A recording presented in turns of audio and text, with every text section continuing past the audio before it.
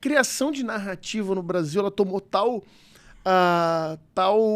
dimensão, cara, que chegou num ponto que eu vejo o seguinte: ah, não, vai virar bang bang. Cara, assim, ó, não entra na minha cabeça, por exemplo, porque vamos pegar, por exemplo, uma comunidade no Rio de Janeiro.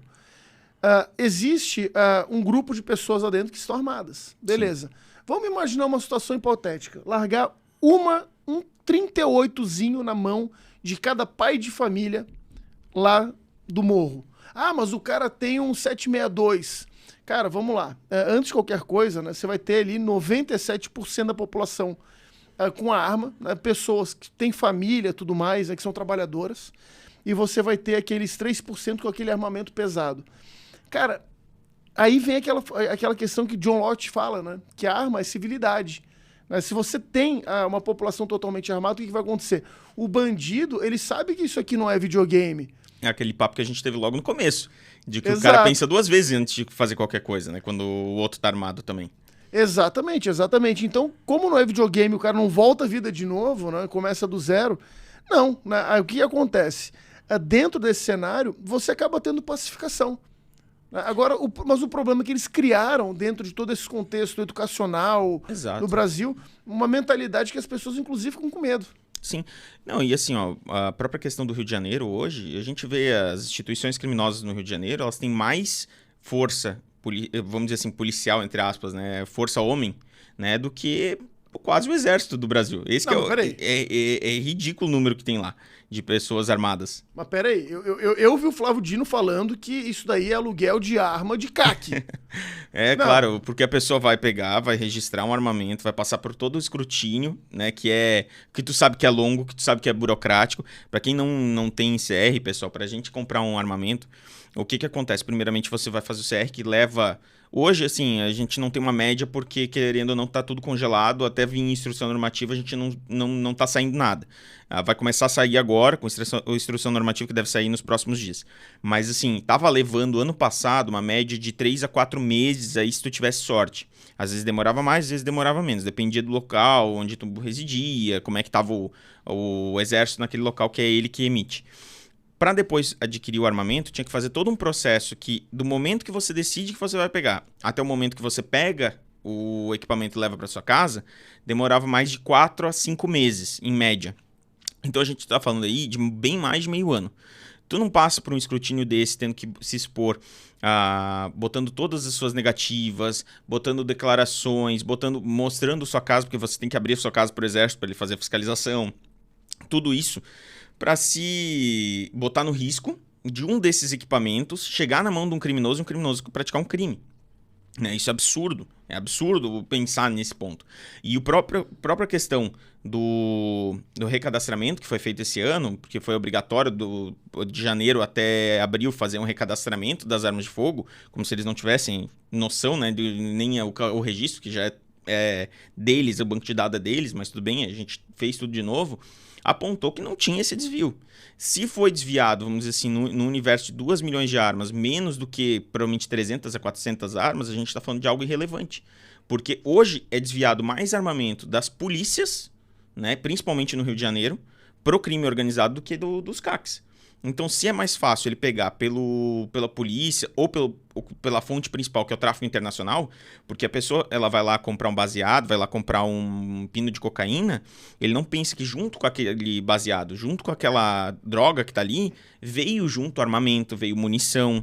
E por quê? Porque o bandido, ele não é... desculpa, mas ele não é burro. Ele é esperto. Ele não vai pagar imposto. A gente paga em torno de 80% do valor do armamento em imposto. Ele não vai pagar isso. Ele vai pegar lá do Paraguai, ele vai pegar da Bolívia, ele vai pegar de outros lugares que vem sem imposto nenhum. E daí ele vai trazer legalmente, já está fazendo alguma coisa ilegal, não custa nada botar uma coisa mais ilegal ali dentro, e traz. Tanto que no Rio de Janeiro, e graças ao Informas eu tive acesso ao pessoal da Core, tive o pessoal do BOP, e assim a gente troca ideia com uma certa frequência, eles disseram, Jorge, a gente vê equipamento lançado nos Estados Unidos hoje que aqui a uma semana está no Rio de Janeiro. Os caras já botaram lá no Rio de Janeiro. E um processo de importação leva de 6 meses a 1 ano aqui. Então, legalmente não veio. E eles apreendem coisas que nunca foi liberado o CAC.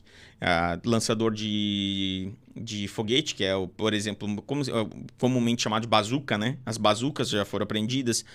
Já foi apreendido metralhadora .50, que nunca foi liberado para CAC. Armas com regime automático de fogo, que nunca foi liberado para CAC. .50, né? As Barretts, que são basicamente snipers .50, né? Vamos botar assim para o público em geral entender. Também já foram apreendidas. Então, assim, demonstra que não é dali que está vindo. Né, que não é do público legal que está vindo esses equipamentos. Até porque o que o público legal tem não interessa pro traficante, pro criminoso, porque é muito fraco. Eles querem coisas que hoje a gente vive num narco-estado que é muito maior, que tem muito mais equipamento, muito mais qualidade técnica do que a gente pode imaginar. A gente aí tem provavelmente em torno de 45 mil combatentes, né, do narcotráfico no Rio de Janeiro, hoje. É mais do que todas as forças policiais e provavelmente do exército naquelas localidades. Então, assim, hoje policial faz milagre, tá? Eu vou dizer, o CORE e o BOP, que são os principais pontas de lança hoje no Rio de Janeiro, eles fazem milagre. Porque às vezes 18 a 20 pessoas fazem, assim, conseguem dominar um morro que às vezes tem 2, 3 mil criminosos lá dominando o local. E se a população em geral tivesse armada, esses criminosos pensariam 2 vezes. Porque pensa o seguinte, eles dominam a vida daquelas pessoas que estão ali dentro daquele complexo, né? A gente estava falando com um dos vendedores de uma empresa que me patrocina do InfoArmas, e ele falou que ele mora dentro, não era uma comunidade até 3 anos atrás, durante a pandemia, com a ordem de não poder subir as favelas, né? O ministro do STF, se eu não me engano, foi o Fachin, né? Isso. Ou Gilmar Mendes, agora não lembro qual dos... Foi Fachin, né? Que proibiu as forças policiais de fazerem operações nas favelas. As favelas, principalmente o comando dessas favelas, né? Os grupos criminosos estenderam... Expandiu pro subúrbio, né? Isso, eles Exato. Expandiram sua área de atuação. E o que acontece? Onde ele morava não era uma favela, não era uma comunidade. E se tornou uma comunidade por causa desse avanço. Então ele disse, cara, eu chego em casa, eu tenho que parar numa cancela. Essa cancela é um gurizão de 14, 15 anos aliciado pelo tráfico, tá lá de fuzil.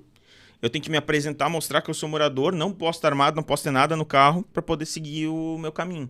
Isso não é uma coisa cabível numa sociedade regular. Isso é um estado secundário controlando a vida do cidadão que paga imposto, que tem direito à sua segurança pública e não é exercido, né? Esse que é o pior. Agora, tem um recado pra você, maconheiro. Você mesmo, maconheiro. Faz uma gentileza pra mim. Você vai numa comunidade do Rio de Janeiro, você vai entrar numa dessas áreas de alta periculosidade, com meninos de 14 anos armados. Você vai entrar nessa área, você vai pegar o Estatuto do Desarmamento, você vai chegar e falar, olha, arma é ilegal, por favor, entregue o seu fuzil. Faça isso e veja a magia acontecer.